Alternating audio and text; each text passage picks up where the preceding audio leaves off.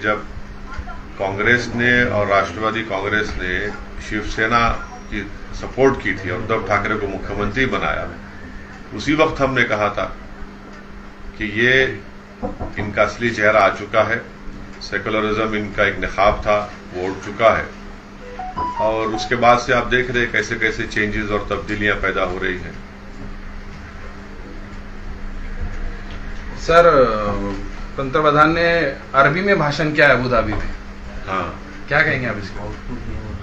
ऐसा है ना, आप लोग जो है मोहब्बत में, वो उर्दू में एक वर्ड है गुलू, यानी उसमें आप लोग डूब जाते हैं। अब वो शाम में अगर टेलीप्रॉम्प्टर रहा, वो देख के बोल दिए अच्छा करे, क्या है उसमें क्या है? आप लोग इतना क्यों आसमान सर उठा ले रहे? मैं भी थोड़ी बहुत कुरान पढ़ दूं, आयत पढ़ दूं, तो उसमें क्या है? तो वो टेलीप्रॉम्प्टर पे उनको लिख के दे दिए प्रधानमंत्री को, वो बोले। और दुबई जो हमारा स्ट्रेटेजिक पार्टनर बना हुआ है, और दुबई में भारत के बहुत बड़ी तादाद में लोग रहते हैं, वहां से बहुत बड़ा हमको फॉरेन एक्सचेंज आता है। और तीसरा, दुबई एक बहुत बड़ा भारत का ट्रेड पार्टनर भी है। तो ये बात है जी। सर, मुल्क में कई जगह पर बड़े बड़े आंदोलन हो रहे हैं, उसे आप किस तरह देख सकते हैं? देखिए, जहां तक आप फार्मर एजुटेशन की बात कर रहे हैं, मेरा मानना यह है कि एमएसपी के ताल्लुक से कानून बनना चाहिए। स्वामीनाथन साहब की जो रिकमेंडेशन है उसको कबूल करना चाहिए। और तीसरा, अगर कोई प्रोटेस्ट करना चाहता है तो उनको प्रोटेस्ट करने की जगह दीजिए। आप दिल्ली में आप प्रोटेस्ट ही नहीं करना, ये क्या मतलब है? उनको प्रोटेस्ट करने दीजिए ना। प्रोटेस्ट से क्या? प्रोटेस्ट तो एक फंडामेंटल राइट है जमहूरियत में। और एमएसपी की गारंटी का कानून बनना चाहिए। स्वामीनाथन साहब की जो रिकमेंडेशन उसको कबूल करना चाहिए। उन पर जो केसेस है अब तक विड्रॉ नहीं हुए, वो केसेस विड्रॉ होना चाहिए।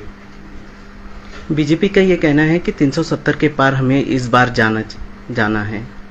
हाँ, तो ये देश की जनता को, खास तौर से हम जो मेजॉरिटी कम्युनिटी के जिम्मेदार लोग हैं, हम उनसे भी अपील करेंगे कि तीसरी मर्तबा देश के प्रधानमंत्री नरेंद्र मोदी को बनने से हमको पूरी कोशिश करनी चाहिए। जहां तक हमारा ताल्लुक है, हम तो कोशिश करते आ रहे हैं।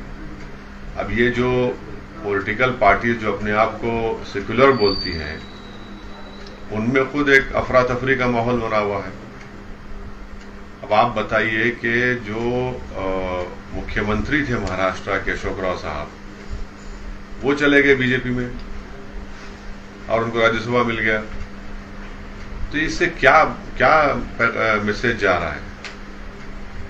और फिर वही दोहरा रहा हूं कि उद्धव ठाकरे को आपने मुख्यमंत्री बनाया तो आपसे वहां से शुरू हो गया सब चीजें ये।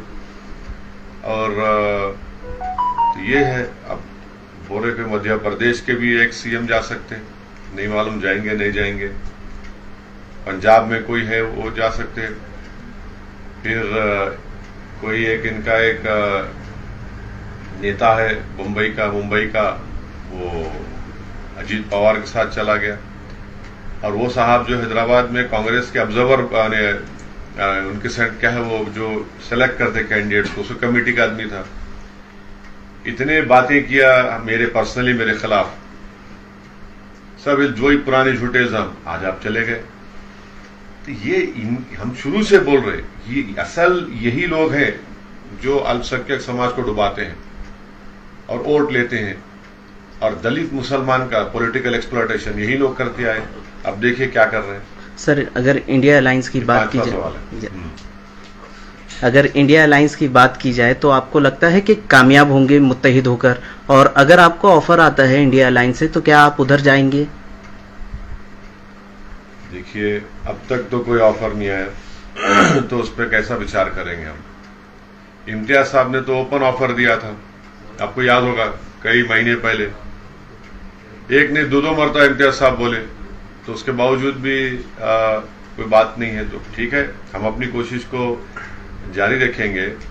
मगर अब जो लास्ट पार्लियामेंट का सेशन हुआ, चाहे वो प्रेसिडेंट डिबेट के ऊपर बहस देख लीजिए, ये तमाम सेकुलर पार्टीज की, या फिर जो पार्लियामेंट के आखिरी दिन जो गवर्नमेंट ने रूल 193 के तहत डिस्कशन कराया, ये लोग, इनका भाषण देख लीजिए आप पार्लियामेंट में। क्या है वो, क्या बोल रहे थे वो लोग, क्या करना चाह रहे थे। तो मैंने अपने स्पीच में कहा था कि जब काजी साहब निकाह करते किसी दूल्हे का, तो दूल्हे की रजामंदी लेके फिर दुल्हन के पास जाते, दो गवाहों को लेकर। तो दुल्हन के पास जाते तो दुल्हन शर्मा के नहीं बोलती, कबूल है, खामोश रहती। तो ऐसा वो उसको बोलते हुए, ये रजामंदी, इसकी खामोशी इसकी रजामंदी है। तो इन लोगों की खामोशी रजामंदी है, पूरा हर चीज पे खामोशी है। आप बीजेपी से आइडियोलॉजी पे नहीं लड़ना चाह रहे हैं, आइडियोलॉजी पे लड़िए ना, असल तो मुद्दा आइडियोलॉजी का है। आप आइडियोलॉजी पे नहीं लड़ना चाह रहे उन लोगों को। आप नहीं बोलना चाह रहे कि 6 दिसंबर को क्या हुआ, आप नहीं बोलना चाह रहे कि दिल्ली में 600 साल पुरानी मस्जिद को, कब्रिस्तान को तोड़ दिया गया। आप नहीं बोलना चाह रहे कि सुनहरी मस्जिद जो 200 साल पुरानी है उसको नोटिस आया तोड़ने का, उस पर नहीं बोलना चाह रहे आप। उत्तराखंड का यूसीसी का बिल आया तो ये जो सेकुलर पार्टी है, वॉइस वोट से उसको यूनानिमस पास कर दिया आप लोग। क्या है आपका, क्या कमिटमेंट है इस आइडियोलॉजी पे आप बोल रहे हैं? फिर आप क्यों बोलते मुसलमान को आके सब धोखा क्यों देते आप? ये सब चीजें हैं सामने आ रही हैं। जी सर, आपको लगता है कि एक लास्ट वाला सवाल, इम्तियाज साहब यहाँ से मुंबई जाने की सोच रहे हैं,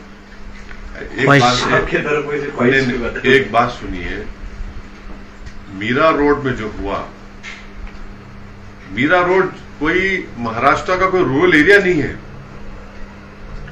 मीरा रोड जो है कोई नगर के पास ऐसा एक मस्जिद के अंदर पथराव हुआ, वहां पर एक बच्चा का इंतकाल भी हो गया। एक रूरल एरिया में हुआ, कई इंसिडेंट होते। आप तो मुंबई शहर में बुलडोजर लगाकर घर को तोड़ दिए, कारखाने को तोड़ दिए। वन साइड एक्टिविटी आपने किया, एक्शन लिया। कितने पीड़ित परिवार के लोग मुझे इम्तियाज साहब को फोन करके रो रहे थे कि साहब कोई तो आओ, कोई नहीं है हमारे पास। अब चुनाव आएगा तो पूरे भाग भाग के जाएंगे ये सब सेक्युलरिज्म के जो चौधरी है, जो हमको गाली देते। काश इम्तियाज साहब वो तमाम फोन रिकॉर्डिंग जो बातें फोन पे किए रिकॉर्ड कर लेते तो हर एक की आंख में आंसू आ जाते। आप उनको बेघर कर दिए, कारोबार से महरूम कर दिए। तो ये जरूरी है कि हमारी उनकी इंसाफ के लिए, उनको बचाने के लिए इम्तियाज साहब ने ये बात कही है और इंशाअल्लाह ताला पार्टी फैसला करेगी। पार्टी कहां से लड़ेगी, पार्टी फैसला करेगी। पार्टी में अभी डिस्कशन हो रहा है, विचार हो रहा है, बहस हो रही है और पार्टी तय करेगी। औरंगाबाद के ताल्लुक से तो मैं तो औरंगाबाद की आवाम को सलाम करता हूं और जिंदगी भर मैं उनका एहसानमंद रहूंगा कि उन्होंने एक बेहतरीन एमपी को यहां से उन्होंने इलेक्ट किया। और इम्तियाज जलील साहब का 5 साल का आप उनका परफॉर्मेंस देखेंगे पार्लियामेंट के अंदर, सबसे ज्यादा सवालात इम्तियाज जलील और मैं पूछे। हर मसले पर इम्तियाज जलील साहब अपनी पार्लियामेंट में बात को उठाए। महाराष्ट्र का मसला हो, इम्तियाज जलील साहब सबसे आगे रहे। धनगर रिजर्वेशन का मसला हो, इम्तियाज जलील साहब बोले उस पर। मराठा रिजर्वेशन पे इम्तियाज जलील साहब बोले। महाराष्ट्र में जो मुसलमानों में जो बैकवर्ड कास्ट हैं उनको रिजर्वेशन दो, इम्तियाज जलील साहब बोले। महाराष्ट्र के किसानों का मसला आया, इम्तियाज जलील साहब बोले। और पूरे औरंगाबाद में अल्हम्दुलिल्लाह खाली 1-2 इंसिडेंट्स को छोड़कर औरंगाबाद पार्लियामेंट कॉन्स्टिट्यूंसी पीसफुल रही। और औरंगाबाद की तारीख में, बल्कि महाराष्ट्र की तारीख में एक बहुत बड़े दंगे को होने से इम्तियाज जलील ने बचा लिया। आप मुझे बताइए कि कोई ऐसा एमपी होगा जो एक रिलीजियस प्लेस ऑफ वर्शिप के पास जाकर बैठ गया कि नहीं यहां पर हम होने नहीं दूंगा मैं। इतना बड़ा काम इम्तियाज जलील साहब किए। तो यकीनन औरंगाबाद की आवाम के लिए इम्तियाज जलील साहब बेहतरीन खिदमत की और इंशाअल्लाह ताला वो खिदमत करते रहेंगे। पार्टी फैसला करेगी। इसमें ज्यादा आप लोग उसको स्ट्रेच मत करिए। जी। सर, आपको अक्सर अक़लियतों का नेता माना जाता है। आपको लगता है कि जो हिंदुस्तान में मुसलमान रहते हैं उन्हें डराया जा रहा है, कभी मॉब लिंचिंग के नाम पर, कभी एटीएस के नाम? मैंने तो ये तमाम बातें अपने पार्लियामेंट लास्ट सेशन में जो प्रेसिडेंट डिबेट हुआ था उसमें कही है। आज भारत के जो मुसलमान हैं जिनकी आबादी 17 करोड़ है, वो अपने आप को ऐसा महसूस करते हैं जिस तरह हिटलर के जमाने में यहूदी महसूस करते थे अपने आप को। मैंने पार्लियामेंट में बात कही है ये, तो इसमें क्या, उसमें और छुपाना क्या है उसमें? मैंने यहां तक कह दिया कि हमको भारत के प्रधानमंत्री पर अब यकीन नहीं रहा है, क्योंकि वो उनकी ही सरकार में सब चीजें हो रही हैं। आप बताइए हल्द्वानी में क्या हुआ है, किस तरीके से वहां पर पुलिस फायरिंग में लोगों को जान ले चली गई उन लोगों की।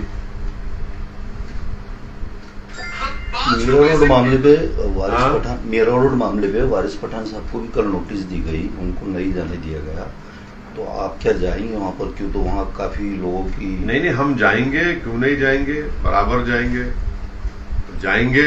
अरे भाई, हम ही तो जा रहे हैं। ये जो बड़े बड़े पार्टीज के नेता है, इलेक्शन आएगा तो भीख मांगने जाएंगे, जब किसी का कारोबार बुलडोजर से बर्बाद कर दिया गया, घर को बर्बाद कर दिया गया। ये लोग बेशरम है, ये लोग कि इंसान की तकलीफ इनको दिखती नहीं, वोट के लिए जाकर अपनी गरज के लिए खुदगर्ज लोग हैं ये लोग। वन साइडेड एक्शन शिंदे सरकार ने ली, मैं उसे कंडेम करता हूं। बुलडोजर चलाते आप, इतने साल से क्या कर रहे थे? ये आपको सरकार चलाएंगे, बुलडोजर चलाएंगे या संविधान चलाएंगे आप लोग? उनके लोग काफी जाके वहाँ भाषण भी कर रहे और सब जा रहे, मगर वारिस पठान जब जाने की बात, राजा सिंह को आज उन्होंने वहां पर ऐलान किया कि हम रैली निकालेंगे, और वारिस पठान को दूसरे तरफ नोटिस दे रहे हैं। यही तो हम बता रहे हैं। जितने महाराष्ट्र में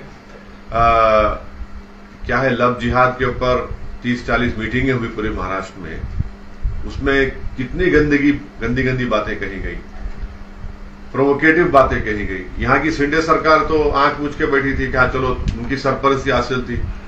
सुप्रीम कोर्ट में कोई केस डालता तो इनको केस बुक करना पड़ा। जब कभी भी कोई इस तरह का पब्लिक मीटिंग होती, थोड़े दिन पहले सुप्रीम कोर्ट में केस आया, जिस सुप्रीम कोर्ट ने कहा कि अगर इसमें कोई अनाप शनाप इलीगल बातें कहेंगे तो एक्शन लो। ये तो पूरा कर रहे हैं ना भाई, ये फाशिज्म है, ये मेजोरिटेरियन पॉलिटिक्स का आप बेहतरीन मिसाल देख रहे हैं। अब वही तो शुरू में कहा था आपसे कि आइडियोलॉजी पर तो मुकाबला नहीं हो रहा है ना। मुसलमानों से यही कहा जा रहा है कि तुम गूंगे, अंधे और बहरे बन के बैठो, और इलेक्शन जब आएगा निकल के हमारे को सेकुलरिज्म के नाम पे वोट दे दो और खामोश बैठो। हम बर्बाद हो रहे हैं। अरे भाई, दिल्ली में 600 साल की मस्जिद के बाजू कब्रस्तान था, आप जाकर देखिए, विजुअल्स हैं। कब्रस्तान को डेमोलिश करे तो मुसलमानों की लाशों में कफन बाहर निकल कर आ गया उसमें। इतनी बेइज्जती, ये कोई तरीका है? तो ये हर जगह ऐसी हो रहा है। वारिस पठान को रोकेंगे, एमआईएम के कार्यकर्ता को नहीं जाने देंगे, मगर जो आरएसएस बीजेपी के वो जाएंगे, वो जाकर जख्म पर नमक फेंकेंगे।